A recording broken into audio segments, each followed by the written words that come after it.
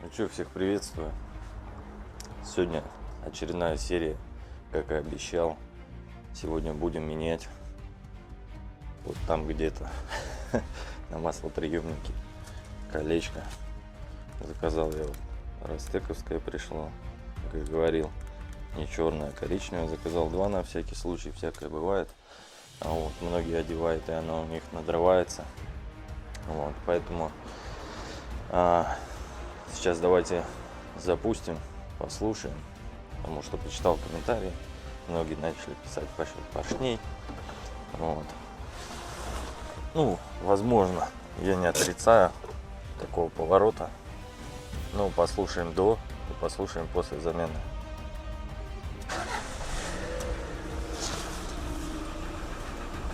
Так, подходим к автомобилю.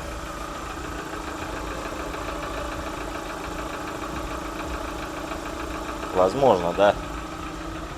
Кто-то скажет поршня, но мы проверим. Попытка не пытка. Вот. Может быть, все окажется иначе. Вот. Поэтому сейчас какой план действий? Лезем в яму, откручиваем защиту, сливаем масло с двигателя, сливаем с коробки. Вот. Дальше уже начинается разбор. Вот. Так что давайте начинать.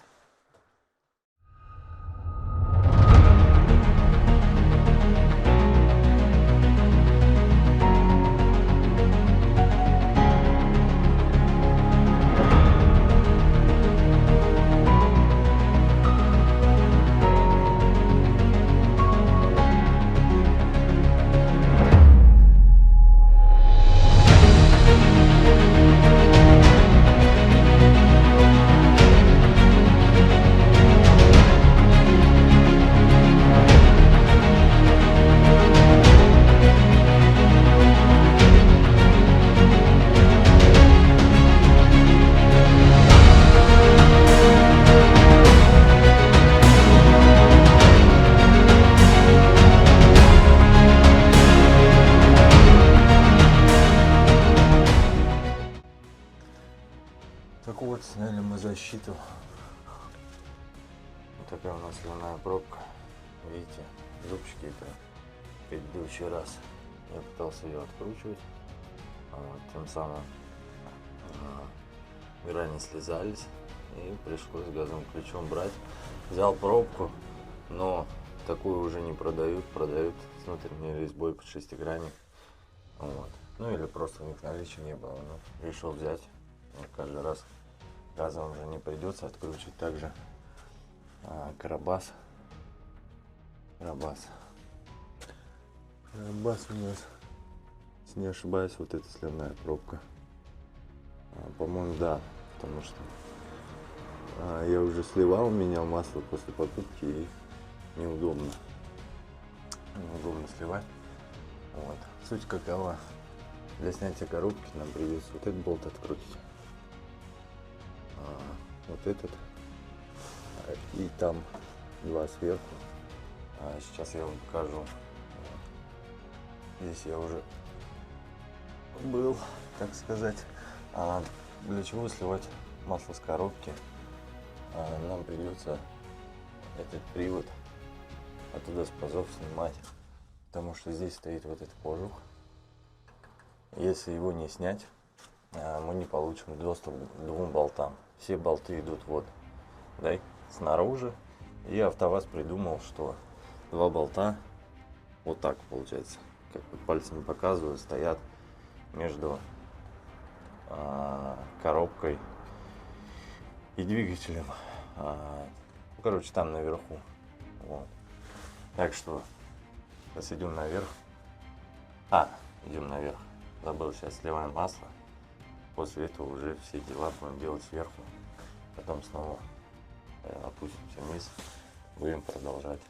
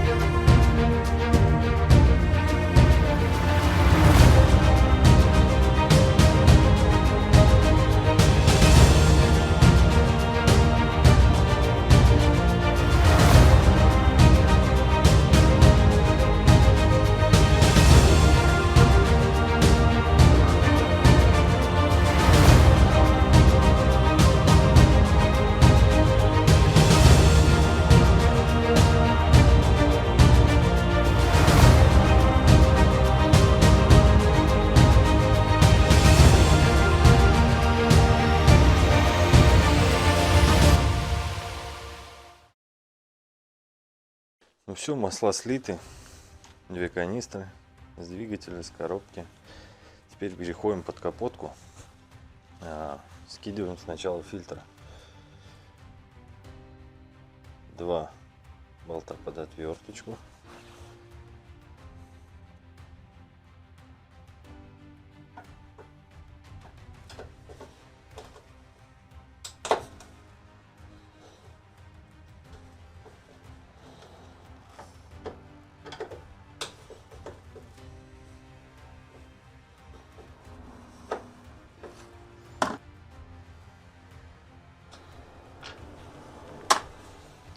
Так, у многих защелки вот эти не сломаны.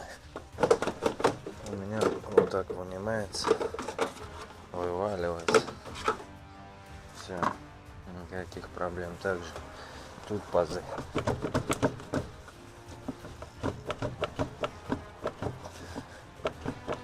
Этих пазов тоже достаем. Сейчас одной рукой неудобно.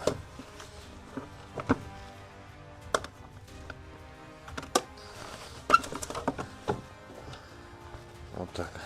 Фильтр у нас снятый. Там был патрубок. Тут эти защелки. Вот. Все, у нас появляется доступ. Фильтр убираем. Болты находятся. Один здесь. Сейчас я его нащупаю даже. Вот. Вот здесь один болт. Второй вот здесь. Так, продолжаем. В общем, вот у нас, видите, шатается. То есть открутил там один болт, открутил здесь, откручиваем не до конца его, оставляем чуть-чуть, просто чтобы ход у нас был у коробки. То есть здесь откручиваем такой короткой 19, тот дальний откручивается длинный. Еще один остался, как бы вам его показать, наверное, вот отсюда. Сейчас постараюсь показать. Вон болт. Так, сфокусировать нам. Вон тот болт нужно ослабить и выкрутить его не до конца, чтобы он остался, просто чтобы у нас появился ход. Вот. Поэтому сейчас залазим и пробуем откручивать. Так, в общем, открутил здесь. Сейчас покажу снизу.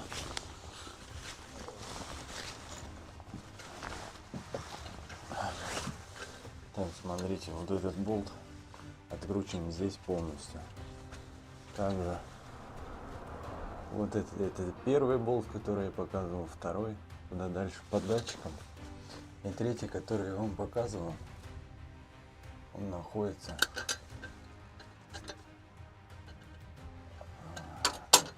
вон он, над шрусом получается. Вот. Многие откручивают его сверху, я откручиваю снизу. Вот такой трещоткой удлинитель, плюс головка, и направляется вот здесь вдоль, получается, скалки. И как раз, если постараться, то можно туда одеть головку и через карданчик этот его прокрутить. Сейчас снимаем эту часть, откручиваем все болты. Вот этот, наверное, оставим. В общем, нам нужно снять вот эту часть. Вот, полностью снимаем эту часть, после откручиваем этот болт на 17, вот этот на 17, выстукиваем шрус оттуда, и все, у нас появляется доступ. Так что сейчас будем снимать эту часть.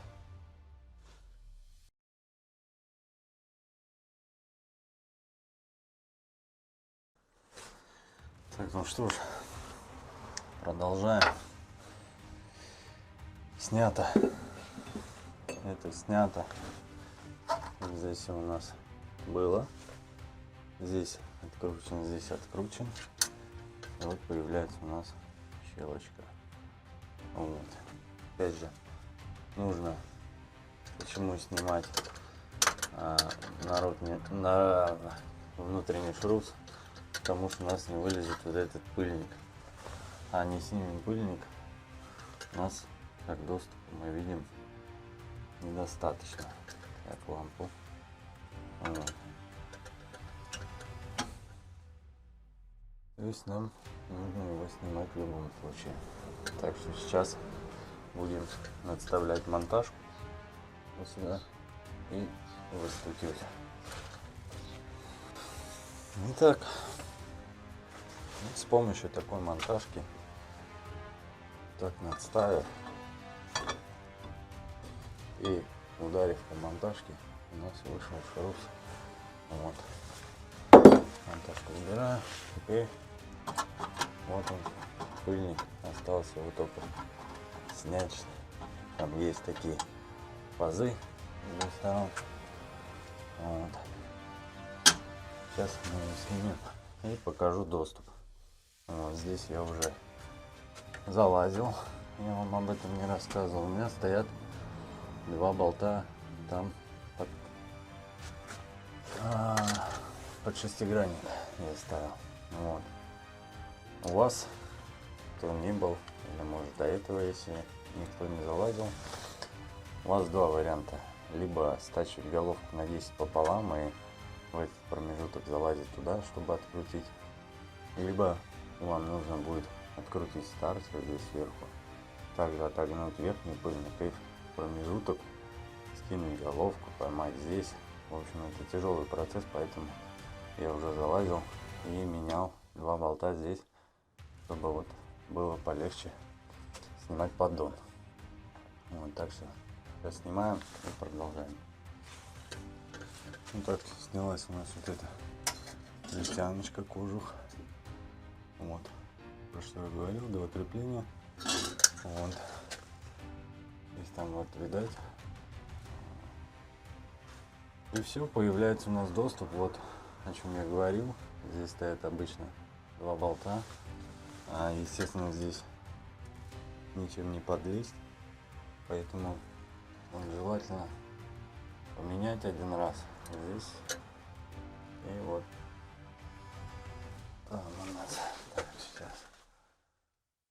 Вот. Сейчас будем откручивать сначала эти два. Чуть помучимся и потом пошли уже по всему поддону снимать. И снимаем сам поддон.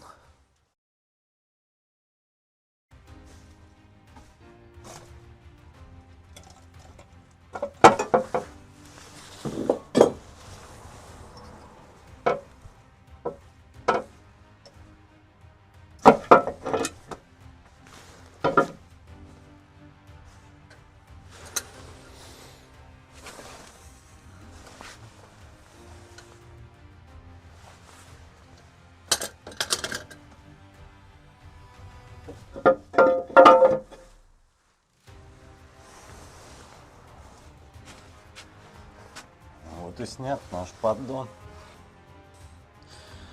Так, вот свежеснятый у нас. Вот такое у нас стало колечко. Вот. Так, фокус сейчас поймаем.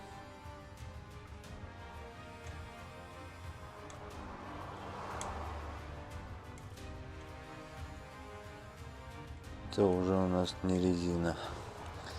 Так что сейчас будем менять. Так, ну вот. Поставили кольцо.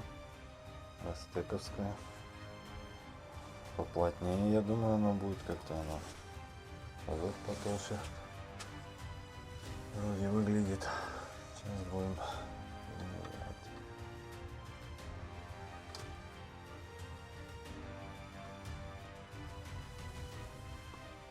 Так, одной рукой не получится.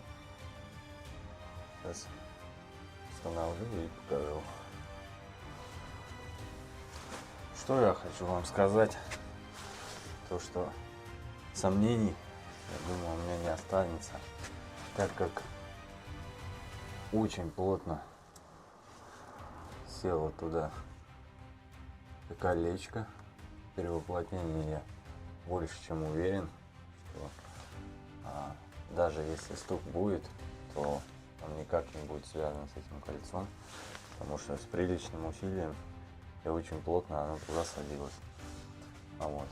В целом по замене как бы все, больше делов в плане разбора было.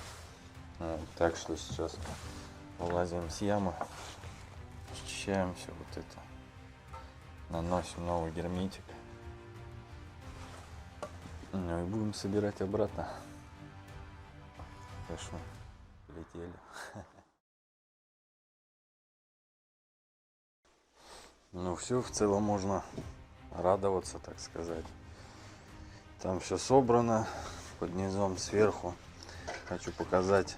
Ну, масло в двигатель понятно, где заливается. Снизу вот я так, лампу положим. Отсоединил штекер. Вот, сейчас возьму накидной, откручу этот датчик, и через датчик будем заливать масло в коробку и масло в двигатель. Вот. И все, потом одеваем воздухан, снизу прикручиваю защиту, и все, и можно запускать. Так что доделываю дела и запускаем мотор. Ну все собрал. Под низом еще детали, запчасти, защита. Защиту не ставил, потому что сейчас буду запускать и буду смотреть. Поменял же сливную пробку, смотрю, не потекает ли. Все, масла залил в коробку, залил в двигатель. И сейчас запускаем. Посмотрим, в чем же было дело, в этом или не в этом.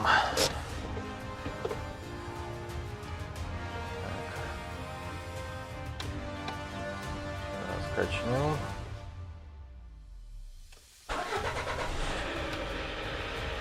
Двигатель запущен.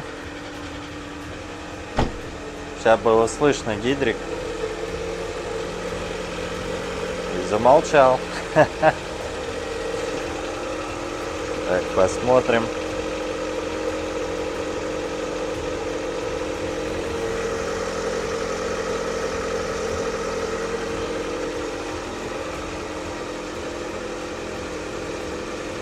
Сейчас поработает, прогреется, все везде прогонит, прокачает. Посмотрим, что масленка не горит у нас. Вот. И потом можно будет делать выводы. На приборке у нас ничего не горит. Обороты пока как на холодную, повышенную. Сейчас как раз прогреется и будем смотреть. Вот оборотики упали.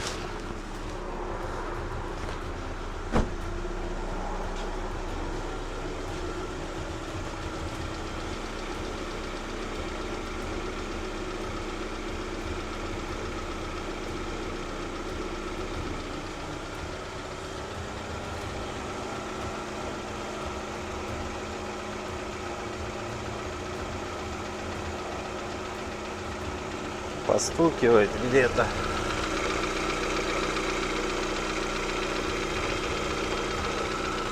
Сейчас подождем, может прокачается еще. Ну а если нет, и как писали в комментариях, поршня,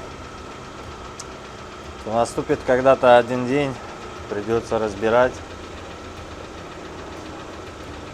Были мысли, конечно, разрезные шестерни, валы и все так далее. Ну, если лезть, то уже лезть с толком, так сказать, и добавить мощности. Но все это в деньги упирается, поэтому поживем, увидим. Вот.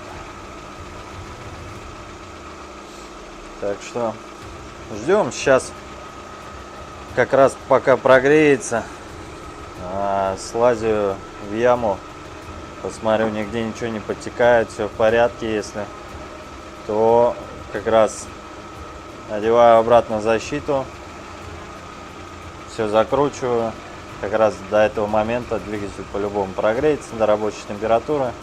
И уже включусь, подведем итоги, что из чего вышло и получилось.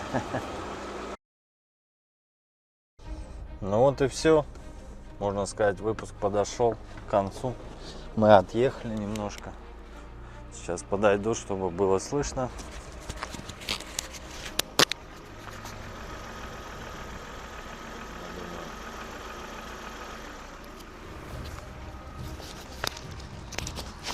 Я думаю, было слышно. Простукивание есть. Так что это не гидрики. И тот, кто писал, золотые, видимо, у тебя уши. В общем, так, не задеть бы. В общем, что хочу сказать. По поводу поршней, да, стучат. Вот. Но есть и положительные моменты. Это помимо поршней, когда запускал, то есть, ну, был, да, определенный шум какой-то у мотора. Вот. И помимо нет-нет проскакивало цоканье, ну, то есть сами гидрики. Все, когда машина прогрелась, цоканье прошло. Вот. Ну, иногда, то есть, один какой-то гидрик постукивал, и все. И когда, видимо, прокачался, машина прогрелась, он пропал, и остался просто постоянный стук небольшой. Вот. Это, видимо, и есть эти поршня. Вот. Но мы не отчаиваемся, мы делаем выводы какие-то с этого. Вот. Опять же, конечно, все равно буду замерять давление, проверять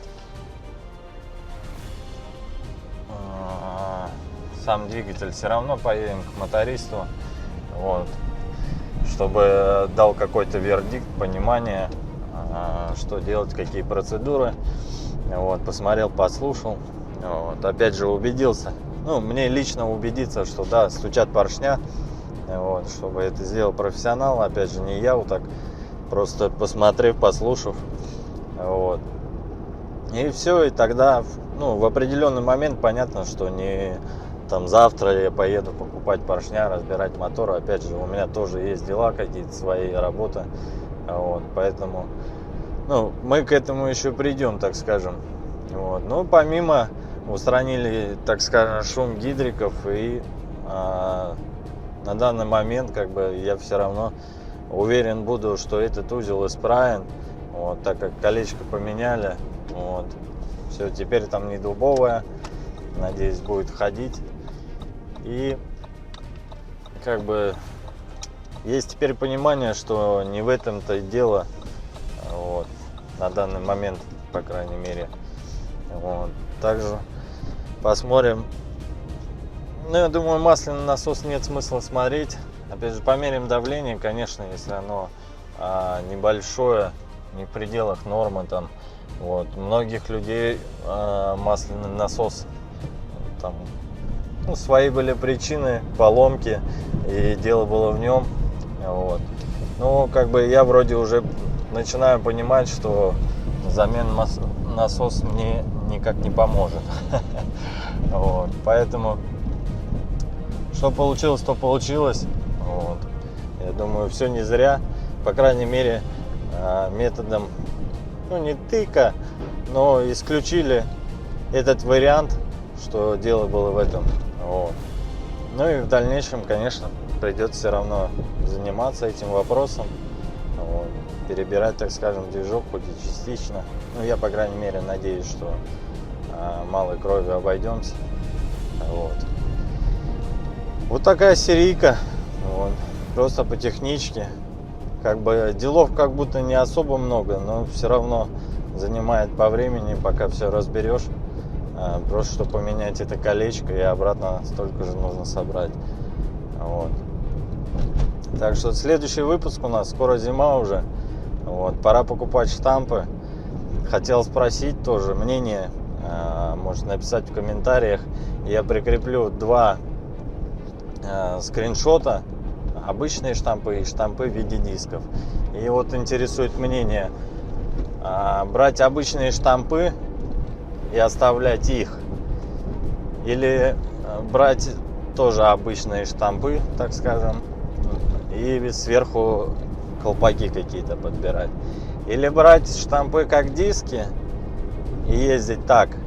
Или тоже брать их, но ставить на них колпаки. В общем, не могу определиться, пока не понимаю, как ловчее. Ну, на зиму просто диски я не вижу смысла брать. У меня осталась резина от Audi просто. Вот. И мне надо 16 радиуса покупать. Ну, в моем случае, я думаю, что штампы брать. Вот. Диски уже на лето лучше присмотреть. Может быть, какого-то размера побольше. У меня сейчас 15 стоят. Вот. В мыслях, ну, 16-17 там посмотрим, опять же, по финансам. Вот. Так что напишите в комментариях, какие. Вот. И также займемся барабанами. Ружье надо убрать будет. Конечно, в лето бы надо было выбирать. Но в моем случае подходит зима, и так как скоро менять колеса, поэтому будем заниматься барабанами. Вот. Счищать, красить, все приводить в достойный вид. Вот. Также подписывайтесь на канал, поставьте лайк за старание, за работу. Вот. Напишите комментарий, что думаете. Вот. Ну, как бы, конечно, я уже определил, что дело идет к поршням.